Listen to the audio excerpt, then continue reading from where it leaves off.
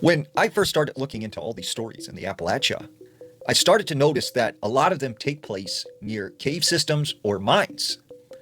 And it made me wonder if they have some sort of connection to the strange things that happen there. Perhaps when they started drilling or opening up these mines, they released something from underground. And these things run up and down the Appalachian Mountains. Perhaps these are some type of portal. Now, there was this man named Jeff. Jeff said that he had a friend who worked for Mammoth Cave as a park ranger. He said one day they were having a conversation and he was telling them that there was all this weird stuff that was happening at the park.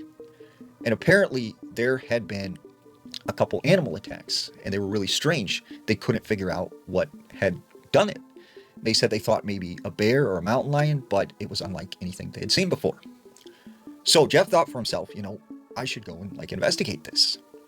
So he heads out to the Mammoth Cave National Park and he finds this one trail where his friend, the park ranger, told him to go. So as he gets there and he parks his vehicle, he gets out, he gets his backpack on, and he's got his sleeping bag rolled up, right behind him. As he's getting ready to go on the trail, a park ranger stops him and is like, "Hey, you're not planning on camping out tonight, are you?" And he said, "Well, no, I just kind of bring it with me. If, something happens and I have to stay in the woods, then, I'm ready." And the park ranger said to him, I would have, one, it's illegal, and two, I would highly advise against it. You don't stay out there tonight. Something is going on. I don't think it's a good idea. And he's like, "Well, I'm just probably going to go for a day hike and then come back and leave." And he said this park ranger was very insistent that he didn't stay the night. So he gets on this trail and he starts hiking.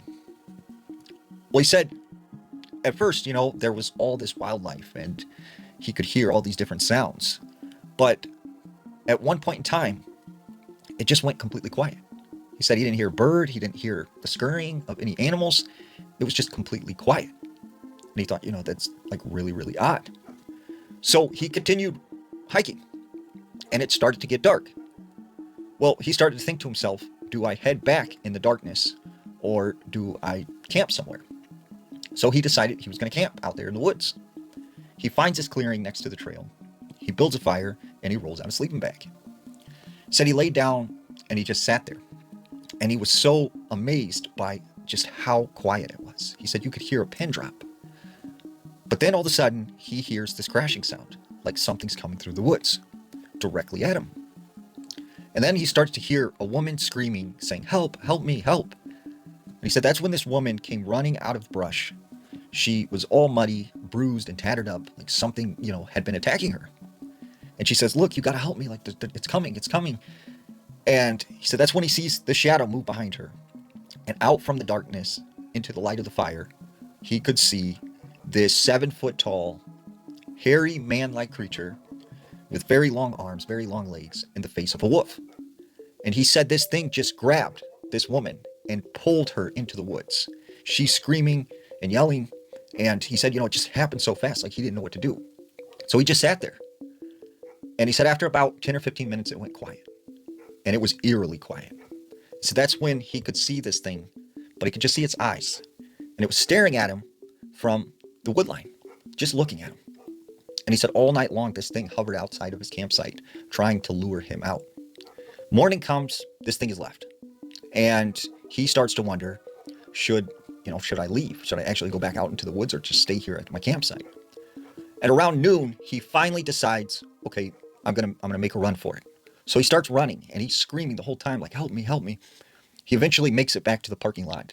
And as he gets there, there are ambulances, there are cop cars, and all these park rangers. And so he goes up to one of the park rangers and he's like, "Hey, what's going on?" And he said the park ranger said to him that there had been an animal attack. It was some woman.